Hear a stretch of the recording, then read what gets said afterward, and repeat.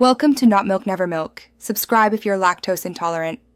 You start by securing a trident and a channeling book, plus an anvil and plenty of XP. Once done, check the trident's current enchantments. If it has riptide, you must remove or replace it because channeling cannot coexist. Make sure you have at least 10 to 30 experience levels depending on previous enchantments. Next, place the anvil down and open it. You're ready to combine the book with the trident as the first actionable step toward an enchanted Lightning Trident. On the anvil, place the trident in the left slot and the channeling book on the right, then confirm the level cost. You pay XP to attach the enchantment.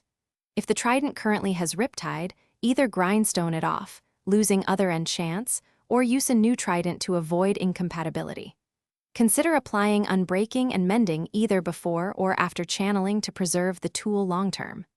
Make sure the total XP cost is acceptable. Once you confirm, the trident becomes channeling enabled, and to trigger lightning, wait for a thunderstorm and throw your channeling trident directly at a mob. When it strikes, lightning will hit that location.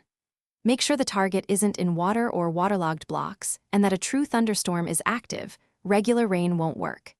If you don't see lightning, verify the trident lacks riptide, confirm channeling is present on the item, and check that the mob type can be struck. If problems persist, reapply the enchantment to a clean trident and retest. Thanks for watching. If this was helpful, leave a like and consider subscribing. See you next time.